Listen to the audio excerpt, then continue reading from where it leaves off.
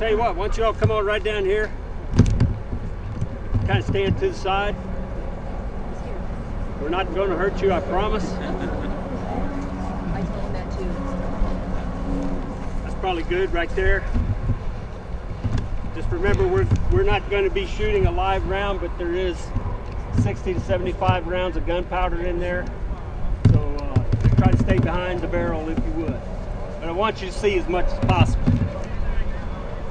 All right, my name is First Sergeant Tom Farlow, Company F, 78 DMM. What we're going to do, my group and I, is we're going to show you how a Civil War soldier loaded and fired his weapon. They were trained to do it in 9 steps, and that's what we'll do for your convenience.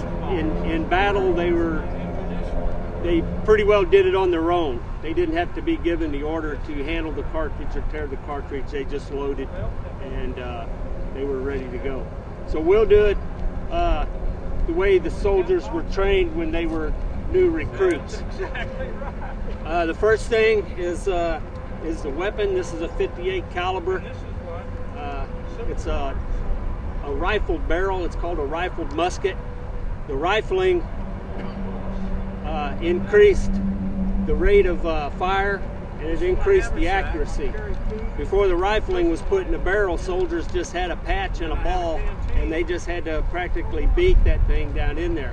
With the invention of the mini ball, which was made by a Frenchman, it was actually a little smaller diameter. It's 577 caliber, and it actually would just drop right in there. It made it loading easier.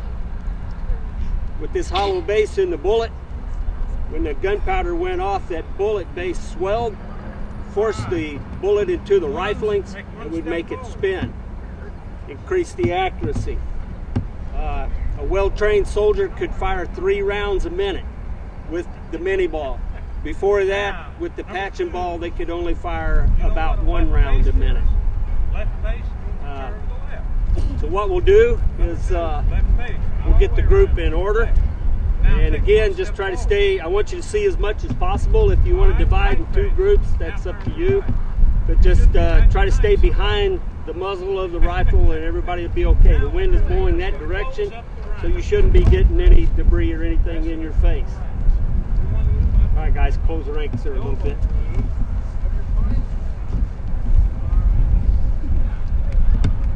This is what is known as... Okay, the first command to load is the command load. Guys up here in the front. The second command was handle cartridge. They would reach into their cartridge box and pull out a bullet.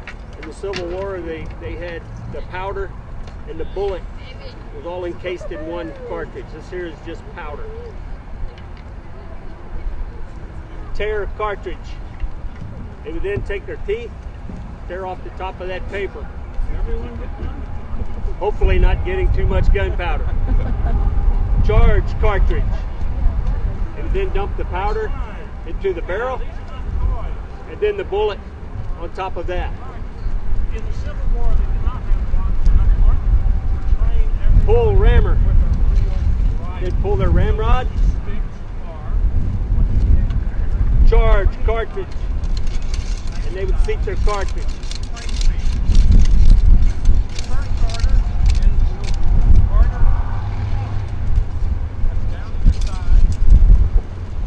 Try a rammer.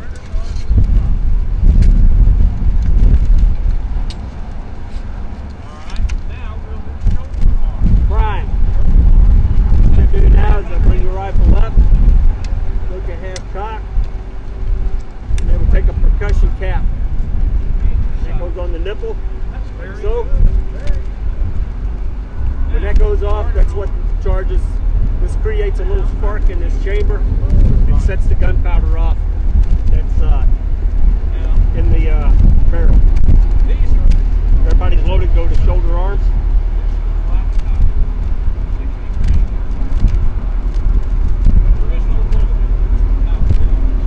Ready. Full cock. Hey. Fire.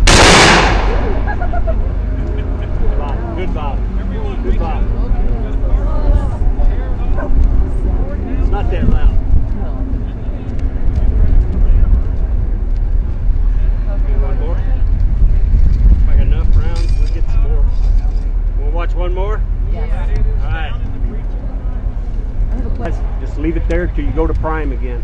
When you go to prime again, then you can take it off. Handle cartridge.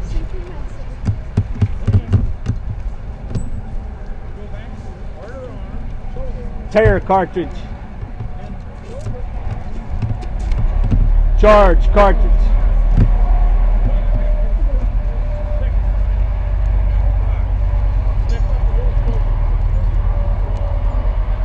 Draw rammer.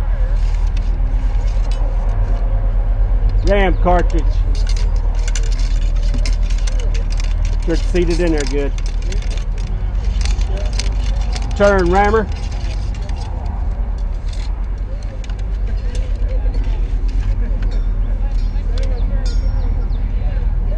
Prime.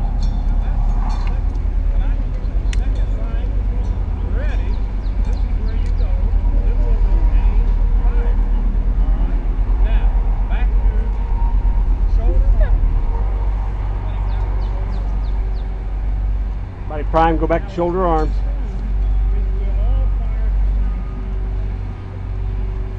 When they get loaded, they're primed, and everybody's in shoulder arms. That tells me that they're loaded, they're primed, and they're ready to fire. That's the significance of everybody going back to shoulder arms after they're loaded.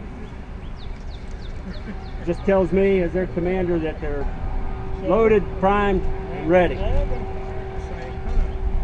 right, ready. Aim. Fire. Good volley, good volley. All right, order arms.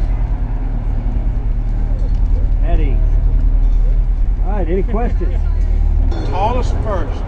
Yeah, so we get everything in sync. Hey, where you going? You can stand over in this area. Make a nice straight line. You can see a little better. Just try to stay. All right, very good. What I'm going to do is talk to you a little bit about how they marched in the Civil War. Hopefully we'll get time. The last one we didn't do that, so we'll make this real quick. This is my ammunition box. This is my cartridge box. This is the bayonet. And then this is my haversack, which carries my personal item. One, Two.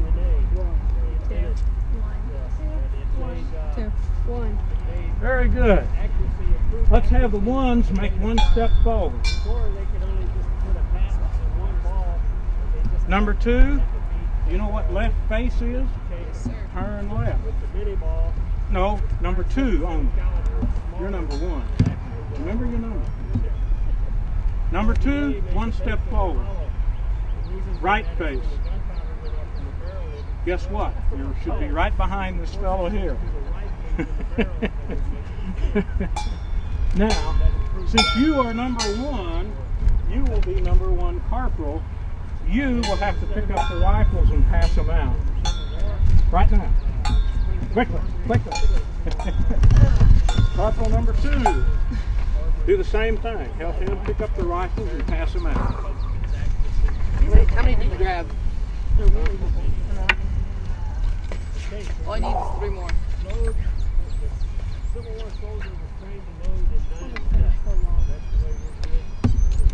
All right, very good. Now, this is the same rifle you have.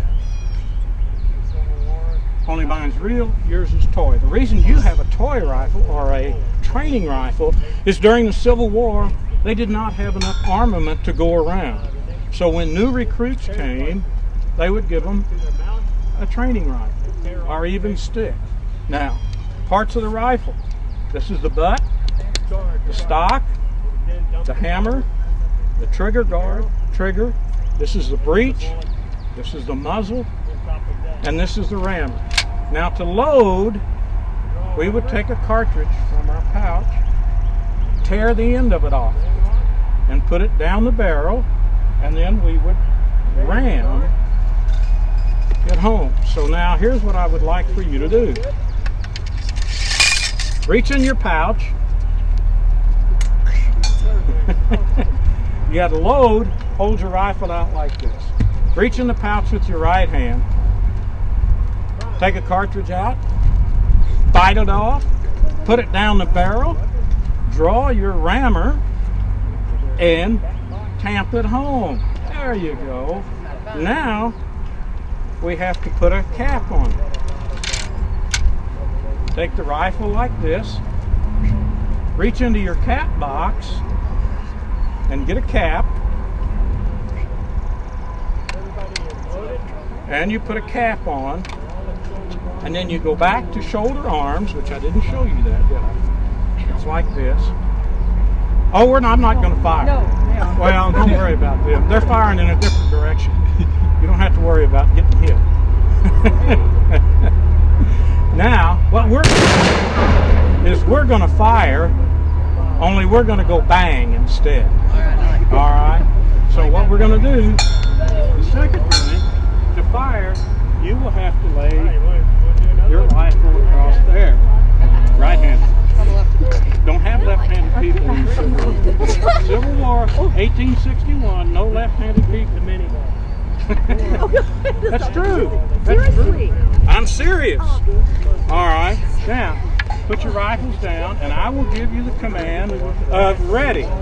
And you will bring your rifle up. Everybody will bring their rifle up, and then I'll say aim, fire, and then we'll go bang. All right. We'll compete with them. Are you ready? Here we go. Ready. Aim. Fire. Bang! One more time. One more time? Okay, do it one more time. Ready. Aim. Fire. Bang! That's not a very loud. Let's try it one more time. They ought to be louder than that. I didn't even hear him. They were louder over there. Ready. Aim. Fire. Bang! That's much better. Isn't that great? Did you get hit? Yeah. Oh, you did? Station's over. Stop where he's at and bunch in. We'll try to do this type of angle for now. And if some of you want to squat down in front, that's all right. Some of you taller guys I'll be squat down holding front. up everything to show them Okay. anyway. So. You guys in the back, come around this way. My job during the Civil War is not with the military. My job was to get the news and pictorial sketches. As an artist, I can do that. Some of the correspondents couldn't draw, but they could, of course, report. But a lot of artists ended up doing both, sketching and reporting, for a newspaper you're working for. Now, one of these newspapers that most artists would submit their work to, because they paid them $5 a sketch, was the Harper's Weekly. Now, this is a reproduction copy, but it looks a lot like the original, it's just a little smaller. Backside's ads. On the front, it's sort of a pictorial. Inside you'll find various things about what was going on. By the way, this was April 11th, 1863. So this coming Thursday's news. April 11th. See how Is that small where the we print are? is? It's full of news. Here's one called Humor of the Day. Humors of the Day. That's all it's about. Humors about the war. Oh, it shot, didn't it?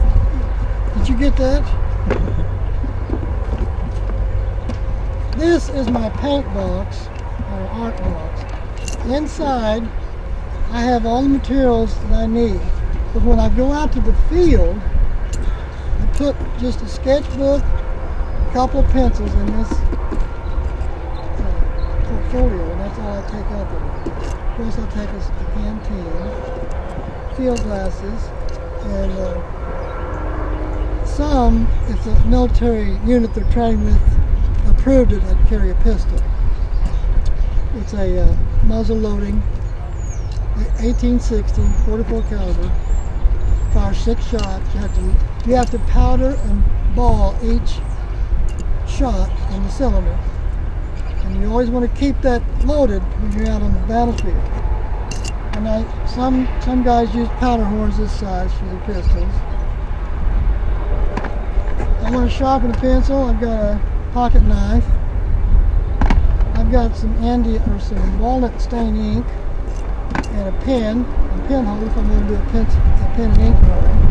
A set of watercolors if you want to do a watercolor sketch, not on the side, but maybe back into the can.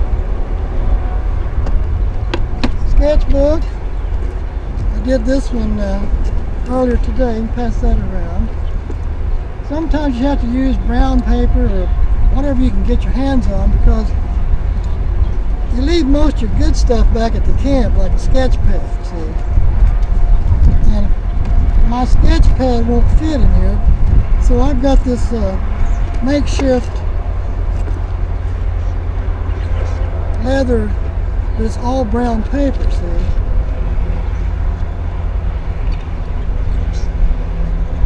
And I did put some white paper in there. Pass that around. I've just done a couple of sketches in there so far. So that's what a sketch would look like that I would do if I didn't have white paper. The white crayon is used to highlight the light areas. Now, believe it or not, the newspapers could reproduce that. It just wouldn't be as artsy as the sketch. Anybody got an idea how they did the sketches with the newspaper to put them in the paper?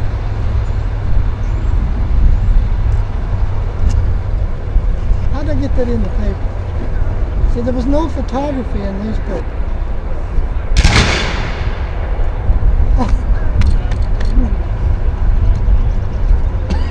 You know?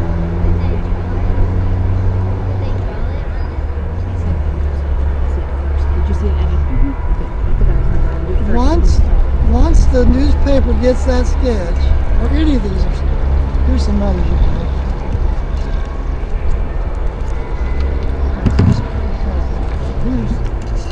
And yes, they did cartoons for the newspaper too.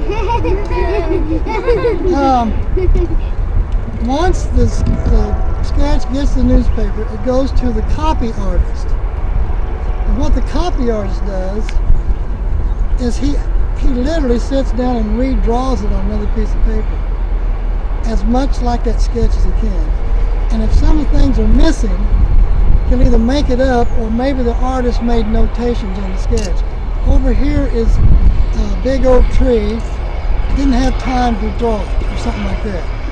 So then the copy artist would redraw it, and then it would go to the engraving artist. Now the engraving artist would take his drawing. Now he has to do this in reverse now. The engraving artist has to reverse everything. So when it comes out in the newspaper, it's like the original sketch. Do everybody understand that? Wood block or copper plates is what they engraved the drawing onto. So do you think it would lose a little bit from the original until it finally got in the paper? Because it went by 2 other people, right? Yes, and it went 4 weeks. From the battlefield to the newspaper, it took about 4 weeks. So from him finished drawing until somebody could read it would be a month later. Right. Real loud, Callie, if you have a question. This, I don't take this on the field. This stays in the camp. I just take this out there and this. Here's what I'd look like when I'm going out. This would be on a belt over here. And it's heavy.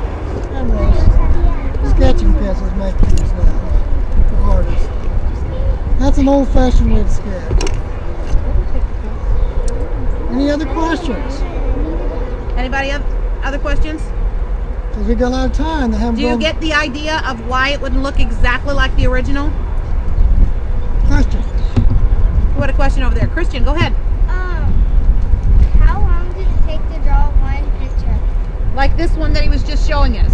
Yeah, these are quick, what they call quick sketches. I may have spent 5 minutes on each one of those on that board. I had to work real fast. I had to do this to keep in practice because when I go to a reenactment, I have to have my act together on getting anything done. You know, they've heard that word a couple times now. Would you explain reenactment to them? Reenactment is a setup. It's like a play or it's a way of reenacting. Well, there's the word again. How am I going to get out of this? It's where you dress up like we do, and you do what they did 150 years ago for people to come and see. They get to see how the soldier lived. They get to see how the battles are conducted. They get to see the cavalry and the horses. And matter of fact, we're going to have a little one in St. Genevieve the first weekend of May, out of Moses Austin Park. Okay, one of the parks in St. Genevieve, the first weekend of May, they're going to do a reenactment, which means they're going to act like the soldiers did back then. They're the actors and actresses that are playing those parts and making it be like it was real. Got that? Reenactment. And next year, 14, Pilot Knob is having their big 150th battle reenactments. If you guys want to see a big event, go to that one. It's the last weekend in September of 2014. Yes, question? Why do you use the macaroons? Because as an artist and not a very good defensive soldier, combat person, that's the way they were. They were just civilians. They would try to plant themselves as far away from the battle where they feel safe. That's not the only reason. That's the way the general or captain or whoever's in charge of the group is engaging. That's what they want to. They don't want to be responsible. Does that make sense that he wouldn't get right in the battle with them to draw it? So I would use this to get a close-up if I was wanting to do more of a portrait thing from the battle. Otherwise, I'm just drawing what I see from the. But sometimes they want to get clarification. Make sure that's what I think it is. Then they know what the sketch should include. What do you use this thing for? This? That's my canteen. You know what a canteen is? Yes. What's in there? I didn't put any in this one because it's got a leak and I got to do some wood putty work on it. And I'm going to dress it up like my case here. I'm going to put some kind of sketch or something on it. But that's what that is. That's a canteen. So basically carried only the essentials, everything else he left at camp. And when you get down there later, their canteens are different. They're metal with wool covers. They're all alike. These are, of course, hand carved. And actually, this is a hangover from earlier periods, but they still had them during the Civil War. That's what civilians usually do. Today I'm going to talk to you a little bit about the enlistment process for the Civil War. And it might not be exactly what you think it is or what you've read about. Early in the war started in April 1861, and Missouri didn't have a Union governor. The governor we had, he didn't want to raise any troops for the Union Army. As a matter of fact, one of the first things he did was to try to raise troops for the Confederate Army. And he was successful in that. He raised a lot of young men from around here, served in the Confederate Army and the Missouri State Guard, which preceded it. But soldiers around here who wanted to protect themselves, soldiers like from Bloomsdale or St. Genevieve or New Offenburg, Weingarten, Lawrencetown, those places, they would farm themselves into a home guard unit. And home guards did exactly what the name says. They protected their homes from sometimes their neighbors who did bad things to them during the war. Sometimes it's hard to imagine that we actually fought a war here. It seemed like just a bunch of disagreements between everybody, but people did get killed. And later on in the war, as it progressed, and I'll say that you've probably read that when the war started, people didn't really think it was going to last that long. Even into the second and third year, I think people really thought that the southern states would come back into the Union and that everything would be okay. It didn't really turn out that way. And so as the war progressed, people had to go from home guard to more long-term service in different organizations within the Union Army. By then they had to enlist generally for a year and eventually got to 3 years. Into about 1863, whenever the losses were just terrible, thousands of men were being killed every day, they had to start getting more people into the service and putting them in for longer periods of time. 1 year, 3 years, and even longer. So when a man went in the home guard, he probably just wore what he had at home. His trousers, boots, he probably brought his own horse, even though if he was infantry, he would have still had a horse. We would have called him mounted infantry here because he needed a horse to get around in this type of terrain that you can see. And then later when he went into the other units, he might get sent elsewhere than just around here in his home. He might get sent to Mississippi was a big place, Alabama, Tennessee, Kentucky, Louisiana. Those were the big areas where a lot of Missouri soldiers ended up fighting. And if he went into a more of a long-term unit, he'd still have to enlist. He might, if he went into the, say, infantry, he might wear something like I have on here. These are infantry pants, has the blue stripe up the trouser. We have, this is called a frock coat. Okay, and then he'd have his shoes probably that he got from home. Do that. Probably that he wore at home, and then he could also get boots made for him or issued to him by the United States Army. He might also join the cavalry. A lot of soldiers wanted to ride the horse. They didn't want to march. And if you can imagine marching from Farmington to St. Genevieve, which a lot of soldiers did, along Highway 32, which was the old plank road at that time. Actually, it was a gravel road during wartime. They would have to march that distance, at least probably 35 or 40 miles to get to the Mississippi River. And it was, you'd much rather ride. But beyond that, a lot of soldiers did join the cavalry. And this is a typical cavalry jacket. You want to try it on? You don't have to button it up. But this is called a shell jacket, and that's a typical type of coat that the cavalryman would wear. These are his pants, and I'm not going to ask you to put them on, but I do want to show you that they are they have suspenders, but no belt.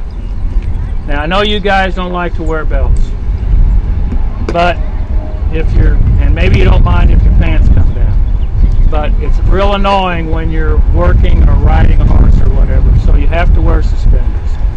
And you look pretty good in them if you ever decide to wear them later in life. Most of the time suspenders nowadays are for dress-up wear, but they really hold your pants up. You don't have a belt, you also don't have a zipper.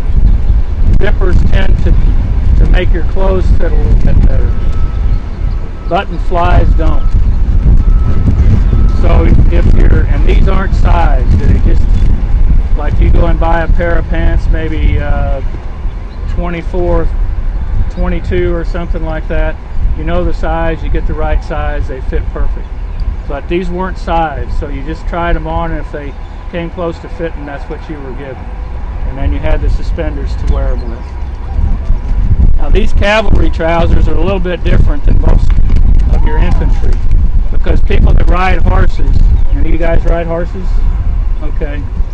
Right where the saddle is on your thighs here is where your pants wear the most, if you're in the saddle all the time. So in the Civil War, they made, you can feel that how thick that is. They made the pants with extra reinforcement in that area there because it was going to wear out the quickest. And then they're heavy anyway. You know, they're heavy clothing, but they were made to last. Here we have a frock coat, which is infantry. Would you like to try this on, one of you? Would you like to do that? You look adventuresome. Would you like to try new things? Turn around here so we can see it. Now you've got a frock coat on, and actually it fits a little bit better. But not in the sleeves, right? So anyway, this is for a sergeant, and it's got the blue on there, which is the infantry type of markings. And then here is the cap that you might have wore. Okay. And then where's the cavalry guy at? You still trying to figure out those buttons? I got it. Okay. Here's your cavalry cap.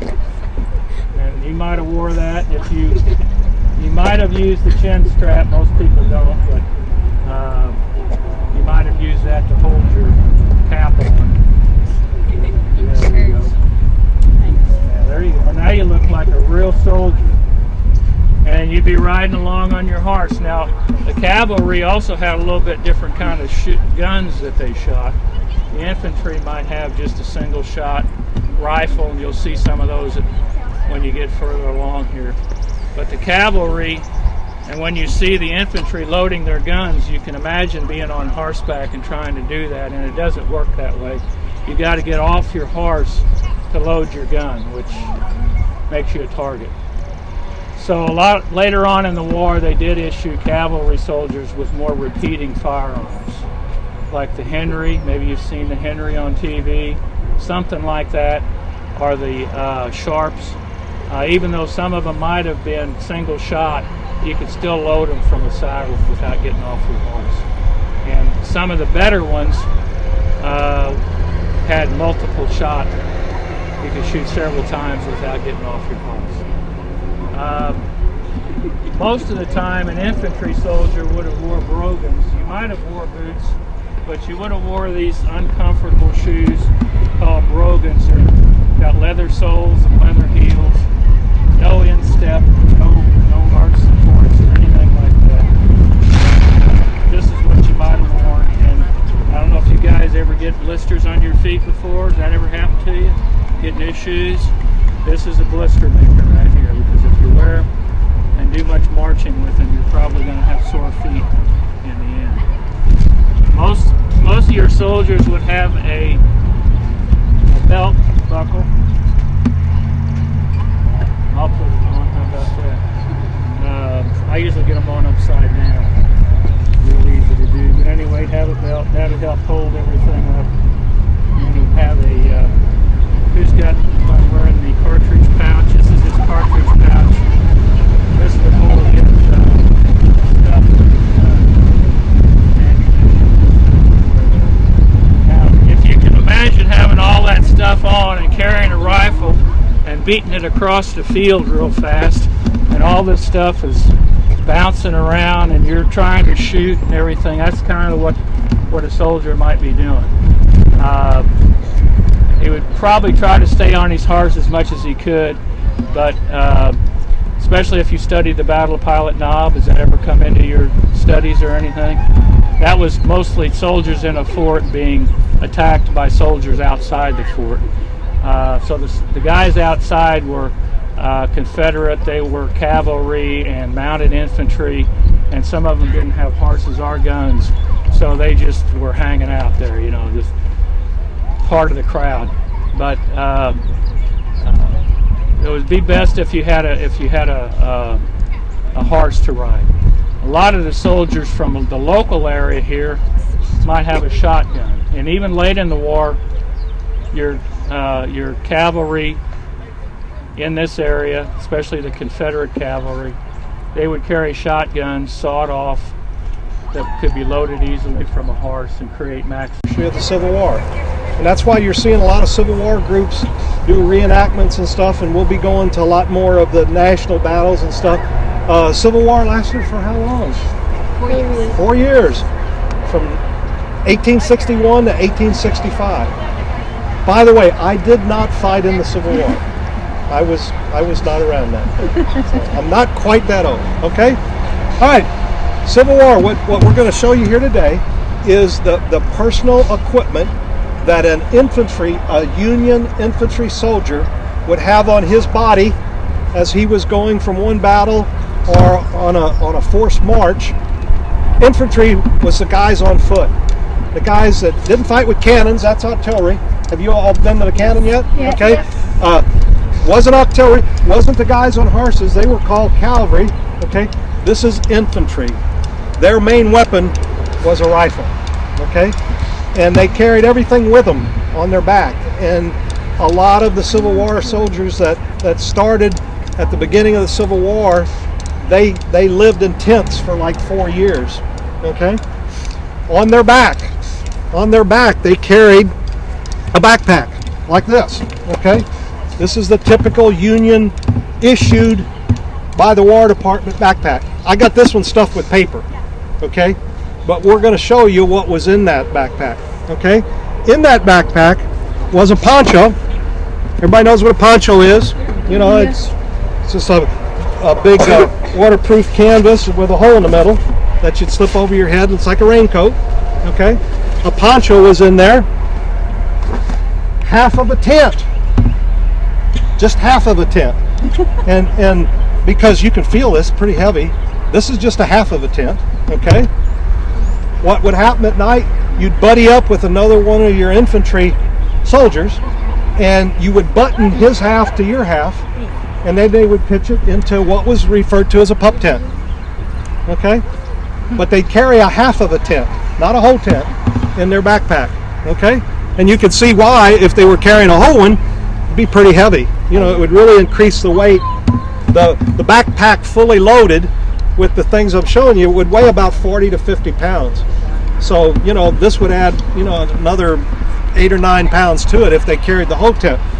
In there, they'd also carry an extra pair of socks, an extra pair of long underwear, and keep in mind that the Union soldier was issued a wool uniform, just like I've got on. This is an infantry, what they referred to as a slack coat and standard issued pants, and they did issue them long underwear and typical shoes, which they called brogues, you know, but they were issued that, and a lot of them, you know, it had to last them for 4 years.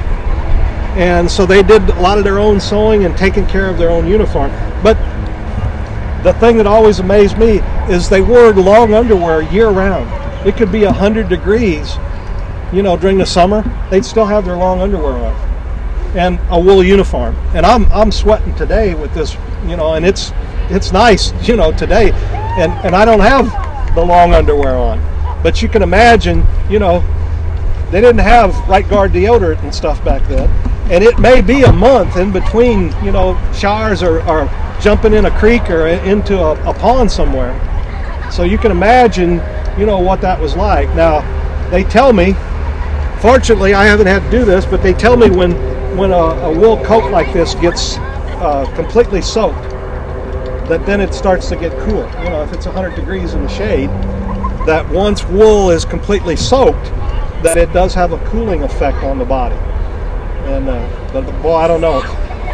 The reenactments and stuff we do over the summer, they're really miserable. You know, they feel good during the winter, but during the summer. Now, if you move in here a little bit closer, we'll look at the personal items that was also in the backpack. And of course, another item that they would have strapped across them would be a canteen. And you can all, you know, kind of come through here and look at some of these things. They'd have a writing kit in there where they'd write home letters, and most of them carried a Bible. If they were Christian soldiers of any denomination, they would carry a Bible, either a miniature one like that, but a lot of them carried a big one, you know, in their backpack. But they'd carry a Bible, and they'd carry, if they'd smoke, they'd carry a pipe, you know, with some tobacco, playing cards, extra handkerchief. This little thing right here, what is this right here? Sewing kit. The sewing kit, okay? They didn't call them sewing kits. You know what they called that right there? They called them a housewife. Okay? And in some of the Civil War writings and stuff, you'll see where maybe a soldier will say, let me borrow your housewife. They didn't mean, hey, I want to borrow your wife. They want to borrow their sewing kit. And it was called a housewife. All right? Another interesting thing back during the Civil War is, of course, matches. What we call matches today. What did they call matches back then?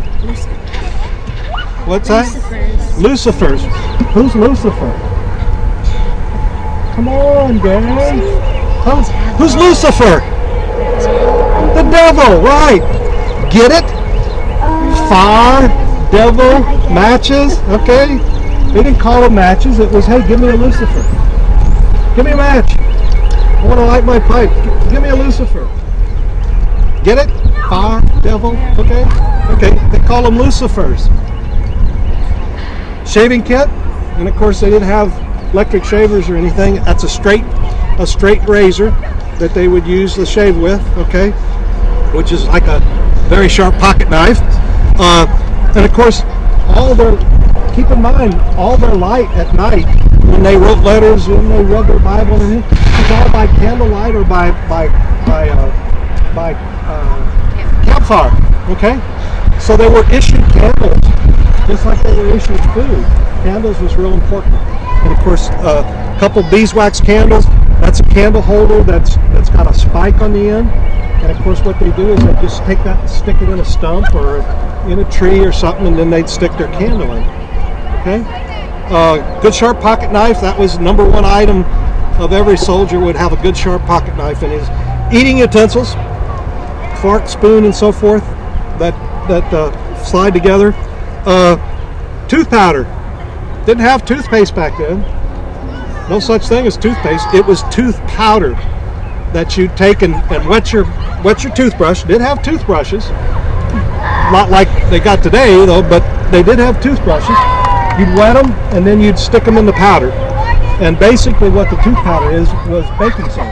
And if any of you have taken or had baking soda in your mouth, you know, it's kind of gritty, you know, like sand. Well, that's what they brush your teeth with, was something like a baking powder or a baking soda that had some grit to it. And of course that's what they used to a bar soap, some tools and stuff to work on their weapon with, and some extra rounds of ammunition. Now, have you all been to the rifle demonstration?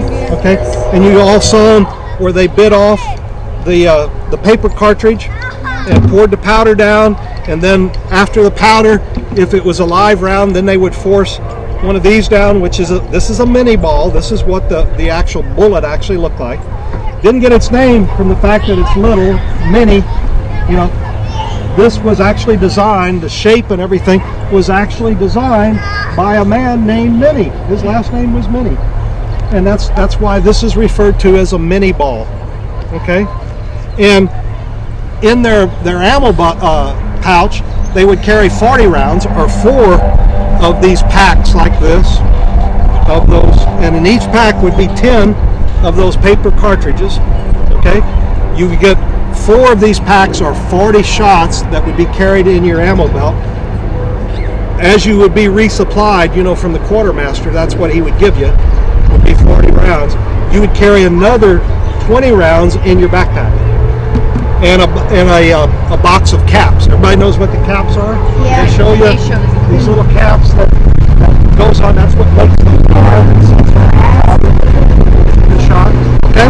Now, the other thing that would be strapped on along with a canteen, their bullet pack, the other thing that they would be issued by the quartermaster would be a designer's purse. No, it's not a designer's purse. It's actually called a haversack. This is a haversack, and it looks like a purse, but this is what they would actually carry their food rations in. Okay, so on this table right here is what would be carried in their haversack. Okay, the main 2 items that were issued, because this was the most readily available food items that could be, you know, issued by the quartermaster to every soldier. There was an abundance of it. Was flour, was a bag of flour, which they made bread and biscuits, and that was kind of one of the main staples, and a hunk of bacon. And in most cases it wasn't bacon, it was just a hunk of fat. It was just a hunk of bacon fat. Okay? That they would keep wrapped up in something like a wax paper, or in most cases this newspaper is what they keep it wrapped up in. And if you were lucky, you would get a ration of beans. That was another main staple and the main drink wasn't Mountain Dew or Pepsi, it was coffee.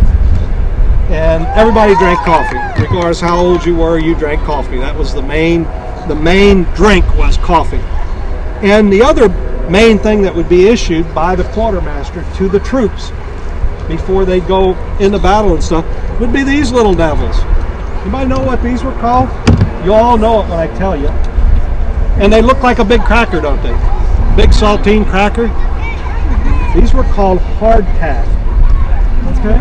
This is a hardtack cracker, or it was actually, this is what they called army bread. And that would actually be made and shipped in those boxes just like that. You can see where it says Army bread from the Union Mechanical Baking Company in Baltimore, Maryland, and it's 50 pounds of these hardtack crackers. Now these things, they look like a giant, saltine cracker like you eat with your soup, but they're about 3 times as thick and they're about 20 times as hard. They're just like a rock, and you can't bite off a piece. I mean, they'd be just like rock candy. Okay, but this is what the main diet of the infantry soldier, like during the Second World War. You probably heard a lot of people talking about K rations. Well, this was the K ration of the Civil War, was hardtack. Okay, they would take and make a cup of coffee, and they would actually take and soften their hardtack crackers in their coffee. They boil them so they could just bite off and eat them. They'd either do that, or they'd take a hunk of their bacon fat, throw that in a pan, where they'd end up getting like a French fry, where the bacon grease would actually soften this. Now the other thing that it would actually do by either boiling it or frying it in bacon grease is it would drive all the bugs out, because these hardtack crackers in a lot of cases were made several years ahead of when you would eat them. And of course the hardtack cracker would get a lot of bugs and weevils and maggots in the hardtack cracker. And of course when you'd boil them in your coffee or when you'd fry them in the bacon grease, that would kill or drive out all the bugs. Yummy. Yummy. Keep in mind that during the Civil War, a lot more soldiers died of diseases than they actually died of being shot or being wounded. They died of a lot, thousands and thousands of soldiers during the Civil War died of what's called dysentery. And dysentery is because of bad water or bad food, contaminated food, that they would die, terrible deaths of stomach disease and dysentery. And of course that was one of the big things during the Civil War. It didn't have all the modern antibiotics and modern medicine and stuff. I mean, they do amputations, and there was no sterile conditions or anything. They just dump some whiskey or alcohol on it and hope for the best that you wouldn't get infected. But a lot more soldiers died of diseases than they did of of being shot or stabbed or wounded or blown up by a cannon. Any questions? I heard the 5-minute whistle. You're going to get the 2 whistles here in a minute. Move on. The weapon by the Union troops was a Springfield rifle. There was about 1 million Springfield rifles produced during the Civil War. The most used rifle by Confederate infantry was that second one from the top there. That's a British Enfield rifle, and that was imported by the Confederate States during the Civil War from Great Britain. They bought a lot of Enfields, and that was the main infantry rifle for Union or for Confederate troops, was the Enfield, which is that second one from the top there. And of course the rifle that revolutionized all warfare was the third one down. That was a Henry. That was a repeating rifle, the first rifle to actually have a metal cartridge, and it held 15 rounds. And during the last year of the Civil War, they finally issued those to Union troops. And the commander, which was a commander from a Pennsylvania regiment, said you could load that rifle on Sunday and you could shoot it all week. Because remember, before it was stop and ram it down the barrel every shot, where that 15 shots, all you had to do is take the lever and lever them out. So, okay? What do you guys say? Thank you! If you were a child in the time of the Civil War, and you were going to wake up on Christmas morning, what would you most likely find? What do you think you would find on Christmas morning? Presents. What would a present be? An iPod, a TV? What do you think would be? Probably like a wooden thing that you could. You're cheating because you're looking at all my decorations, aren't you? What might you get? Food. Food! Do you know what would be really exciting to find for a child of the Civil War? An orange, an apple, fresh fruit. some candy, maybe some peppermint sticks or some lemon drops. And you'd find some very simple toys that did not require any batteries, no electric, right? So we have a few of those today, and Grandpa might have made you a toy, Mom might have made you a toy, and I don't have any little girls' dolls today, but Mom might make you a doll. Okay, Dad would go out and use some of the spare wood to make some of the treasures that I have today. Now you may have seen one of these before, a cup and ball. Okay, hours of fun right there, and no batteries needed. You might have gotten, this is called a, did you? Yes. Do you remember their name? It's okay if you forgot. It's called a Jacob's ladder. And I'm going to jump back to the 21st century for just a moment, okay? You can go online and you can get the directions for this. I did. This is not the one I made, but I made one just using ribbon and something called balsa wood. And this can give you hours of fun. Now, if you need a present for a little brother or a little sister, this is a great thing to make them. It doesn't cost you a whole lot. And my last whirly gig broke, so I'm going to have to make this one up real quick. You can make this one as soon as you get home.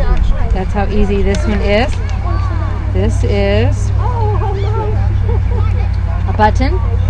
Get the largest button that you can find at home on Mom's spare buttons or Grandma's spare buttons, and you put it through two of the holes like this and tie it off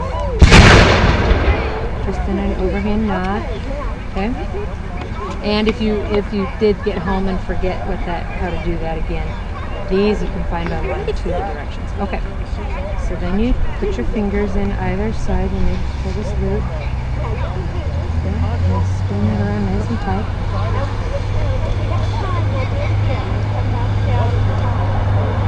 Getting dizzy? Nope. Now, if you listen, this is also called a buzzsaw. It makes a little noise. It sounds like a saw. Now, they could have made this with a button or a piece of wood. Okay? So, I'm going to let you guys practice with some of these. Do you want to start with the whirly gig? Got it. I'm going to start with the Jacob's ladder. Now those I only have one of each, so make sure you pass those around. But I've got lots of these to start with. You're welcome. You're welcome.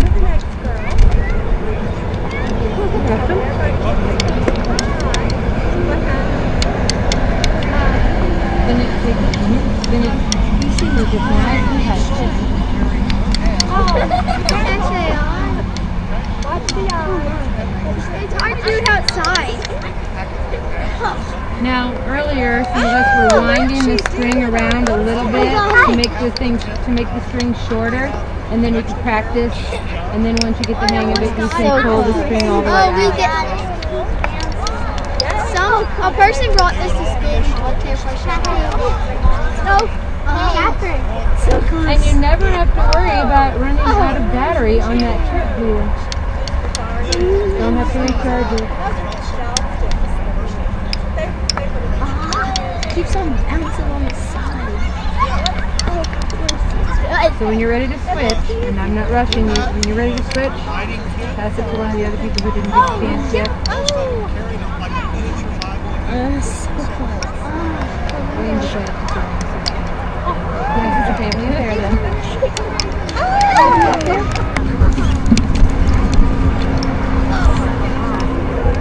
I'm at 0 time. There you go. Yeah, but we do the lady. Yay! Now, you girls want to try again? It's on this one? Okay. Now, pass the sticks to the next girl. Do you guys remember up in the artillery, the younger gentleman? The younger would have been looked like more than like a kiddo versus an older adult. Really? His sister, brother rather, his sister, and his engaged son. So it's definitely a family affair for them.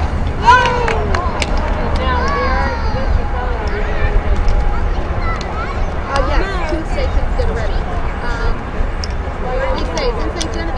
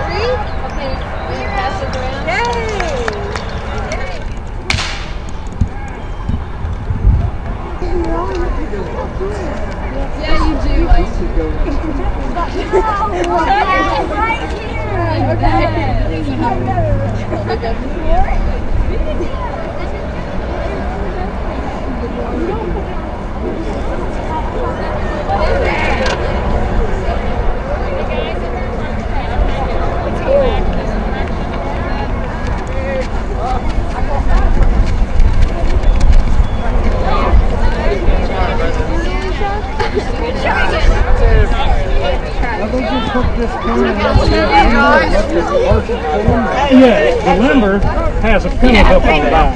I have that. And then there were 6 horses in front. The first 2 have. One of the rules is never volunteer. You too? Okay. I need the number 1 man does the sponge and rammer. The sponge goes in to clean out anything. The rammer pushes the charge in. Then I need a worm. Okay, the worm goes in and picks up any residue that's left in there. And you notice how that's twisted, so you have to turn that, because what we're going to do is be pulling some tinfoil out after we're done. And you don't have to slam it against the back, and try to keep your thumbs down, and turn it, and you'll hear it, and you'll feel it, and pull it out. And the same way with the sponge and the rammer. That sponge goes in first? Yeah. After he worms, you will sponge.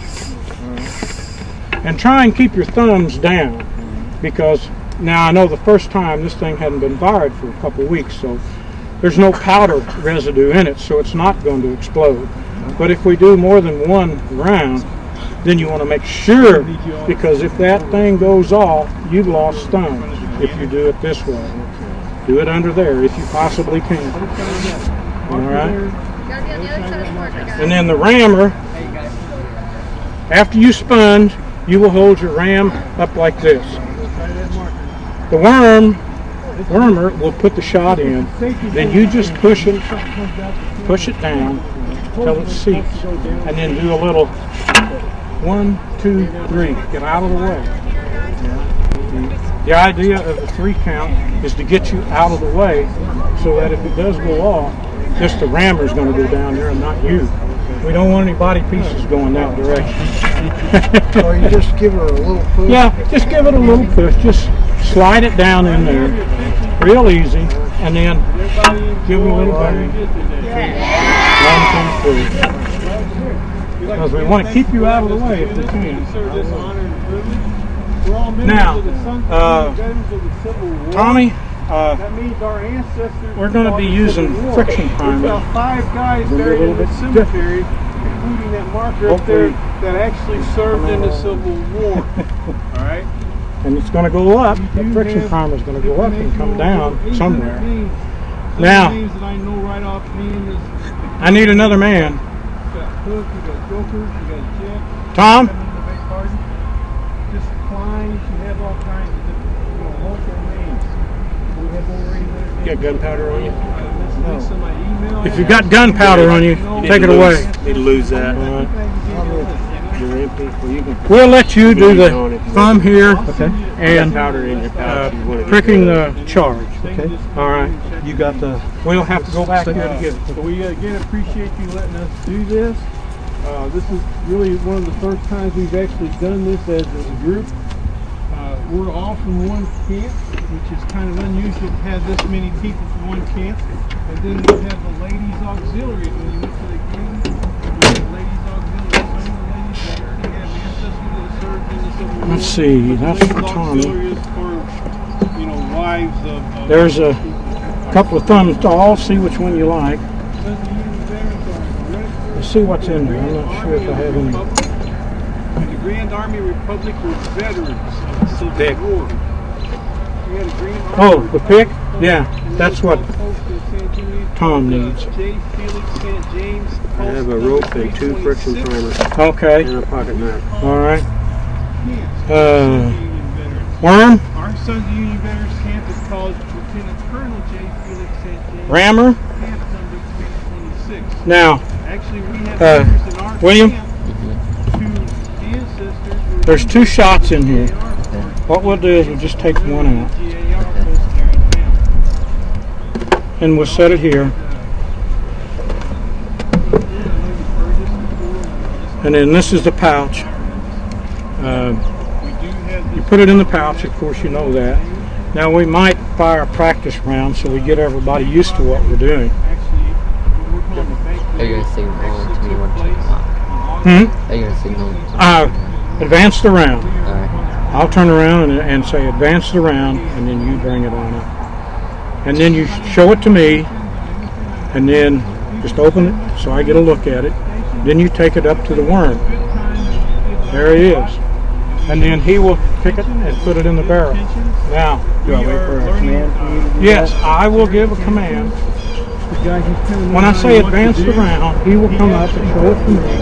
And then after you worm the barrel, to begin with, I'll say clear the piece. He'll stop at the vent. You will do the worm. You will bring it out, set it here, and then face the rear. So that when he comes up, you're always protecting the charge. In case someone's shooting at you, you get hit first before the charge. Alright? Now, whenever I say cannoneer's post, get an arm length away from the wheel with your instrument in your left hand. And you can stay about this area here, get away from the back wheel because you don't want it to roll over. That's about what? Alright. Was there a friction primer? You think we ought to run through this one time? Yes, definitely. Okay. Alright. Hope that you hit something about 200 yards down the road. These rifle cannons, these 3-inch cannons, could actually shoot that far. Because they're rifle. I know a lot of people think that during the Civil War things didn't go that far, but they did. Anytime you're ready, sir. It did not shoot a cannonball, it shot a projectile for a 3-inch ordnance rifle cannon. And this was a technological advancement in the Civil War. They had never done this before. Most of the cannons were cast. This is made from wrought iron. They took a bundle of wrought iron, heated them, welded them together, then wrapped wrought iron around. Wrought iron at that time was 7/8 of an inch square. They wrapped it around the barrel. Then they smoothed it off, drilled a hole in it, and put the rifling in it. Cast iron barrels were rifled, but they would wear out quickly. Bronze barrels were rifled also, but they would wear out even faster. So this one, very accurate. Up to a half a mile, could put it through your front door, easy enough. At a mile, it could take care of your house. These were loaded with charges. Some were with a fuse. They would cut fuses, stick in here, and they would have a gauge of 1 second or 2 seconds. Hopefully, by the time you counted, it goes bang, and you can count 1, 2, that thing would be 100 yards down there, because we didn't want it to explode on top of your head, which happened at times. Some of them also had a impact charge here, so that whenever it hit, it would explode. Some of them were just solid steel. It all depended on what they had and what the gunner called for. So what we're going to do here is we're going to show you an actual Civil War drill. Now we're going to be very slow. In combat, these guys could load 2 a minute. But we're not in combat, and safety is our first priority. So we're going to run through a drill because I've never drilled with these guys before. I don't know how they're going to react. So we're going to run through a drill, only once maybe, then we'll go to the actual firing. Now when I fire, I'll have my arm up like this. Put your hands over your ears. I've got 4 ounces of black powder and it makes a big, loud noise. If you have a hearing problem, make sure you cover your ears. If you're afraid of a loud noise, cover your ears. Everybody ready? Yes! Now the first round we're going to do, we're just going to pop a friction primer. It's the one that starts the gunpowder on fire. But we're only going to use it as a practice in an empty barrel. Here we go. Friction primer.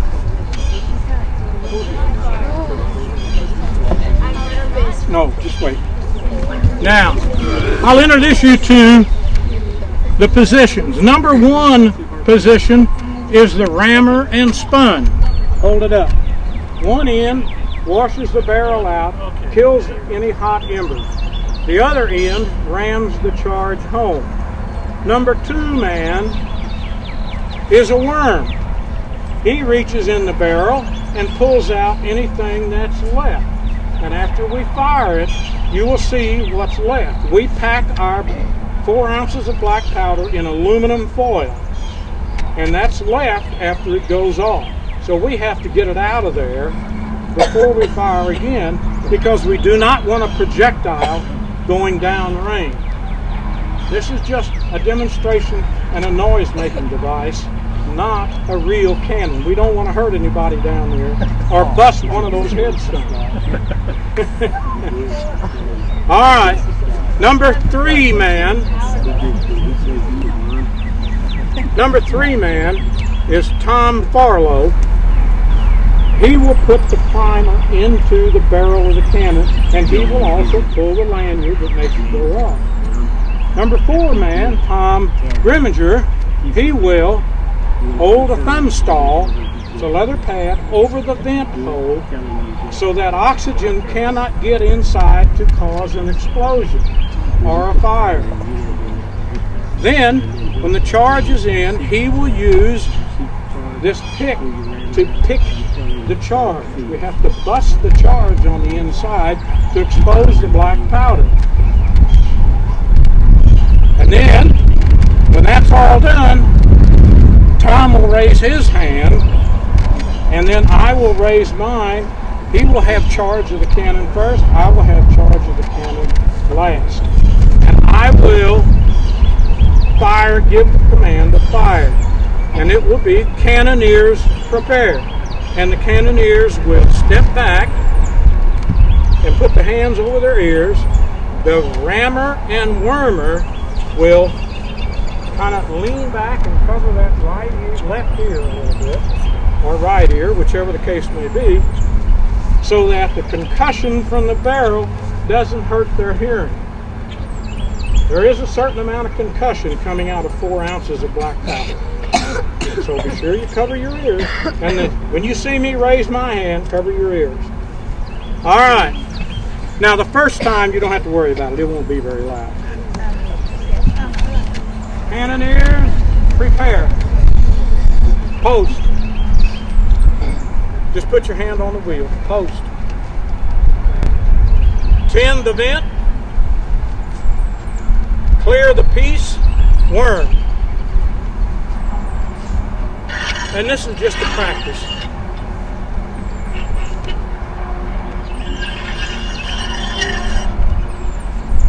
It's clear. Spun.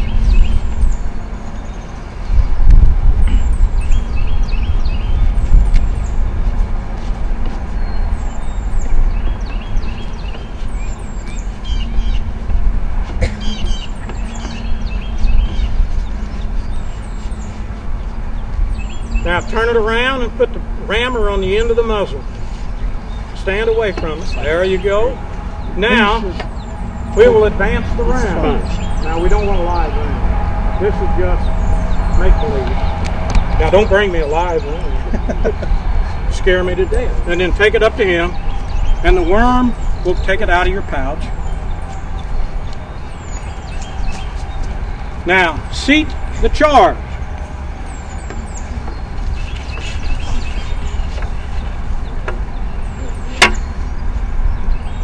Charge is seated. All right. Get your rammer out of there and put it on top the hub. Now you just leave yours there. Whenever you, well, no, you've already put the thing in. You can put it up there.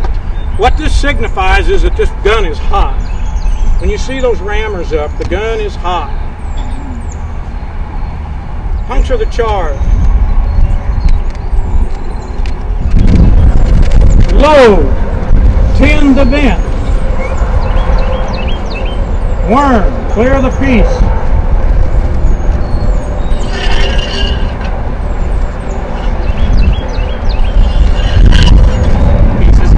Spun.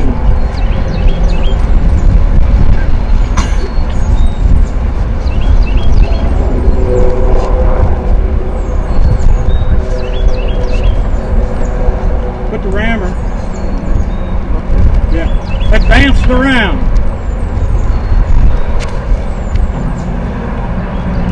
Okay.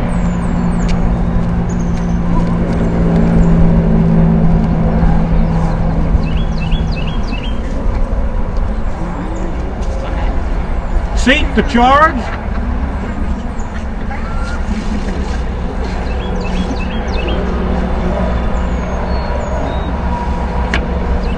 Charge is seated. Pull your rammer out.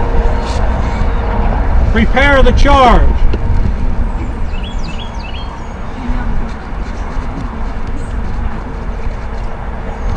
Install primer.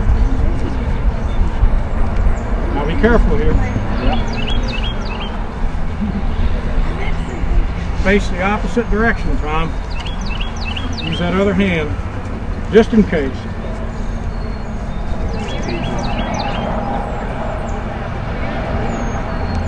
Piece of prime! And here, prepare. Fire!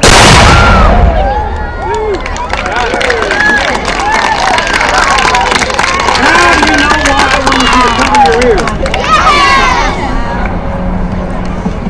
Shall we do it again? Why not?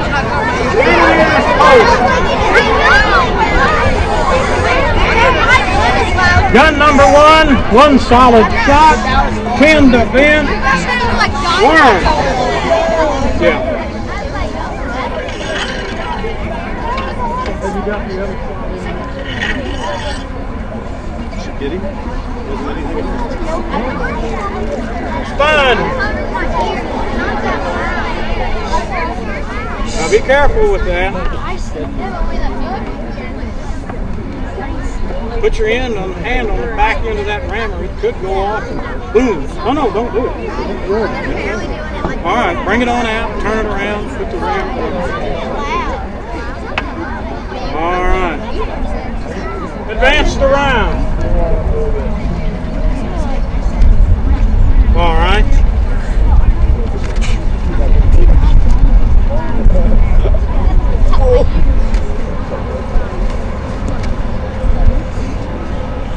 Seat the charge.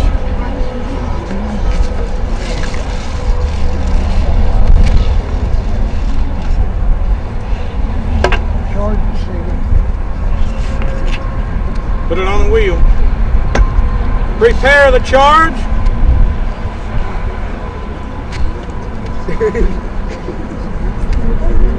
Install primer.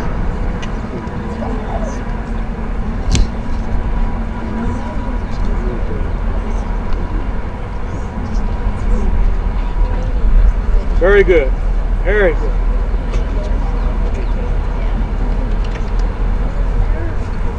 Piece of prime. Cannoneers, prepare. Fire!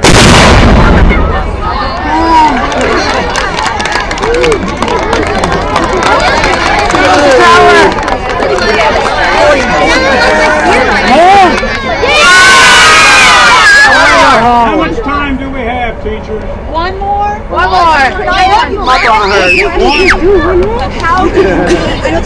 You said it could hit that tower. Well, how do you aim the cannon? Well, they had what was called a pendulum hoss on the back of the cannon, and it had degree marks on it. And when the barrel came up, then this pendulum would swing to a degree. And then on the front, they had an iron sight, and there was a split in that pendulum hoss. They could sight between that split, just like a rifle, to that point. And then, of course, after they practiced a little bit, they knew 1,500 yards, 1,200 yards, or 1,000 yards. And usually the commander would tell them to ready the charge for 1,500 yards or 500 yards. But I didn't get into that either. But yes, they did have a way to aim it. And I have that sight, but I had to put it on you. All right, gentlemen. Gun number 1. 1 solid shot. Load. 10 the vent. Worm. Just tended. Worm.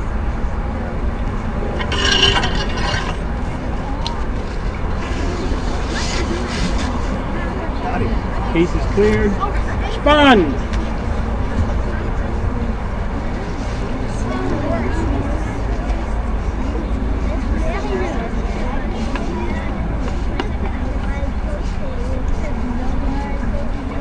Piece of sponge. Advance the round.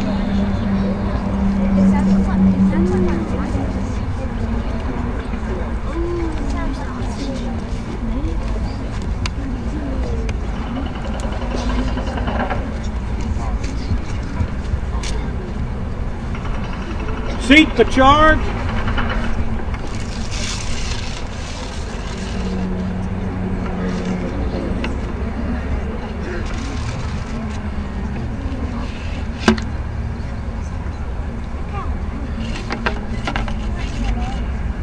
Prepare the charge.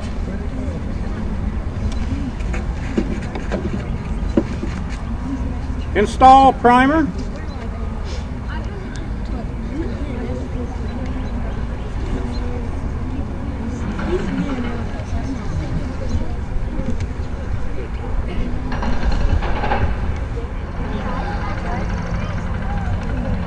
It's time.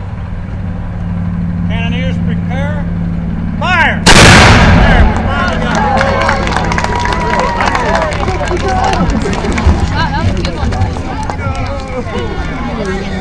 Thank you for coming. If you have any questions about artillery or the cannon, you can ask me, or if you have time, come up and I'll show you the different parts of the cannon.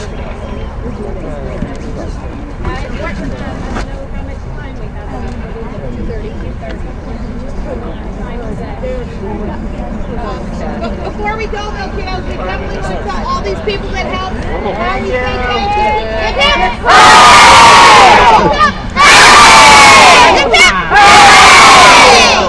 They could not get this out of the textbook. How? Everybody ready? Huzzah!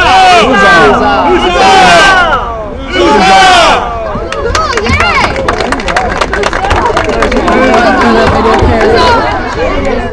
Let me set my camera. You gotta go. You gotta go. Who's up? You gotta go.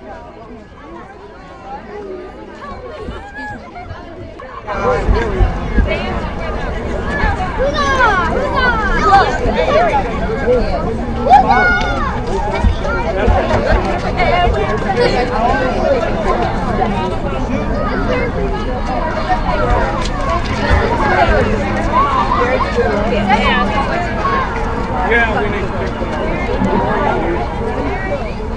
them Yeah, we'll just You're Matthew Brady today. You don't want in it? Okay. Womble, he's one that presented the I guess the winning application and his I can't think of the word now.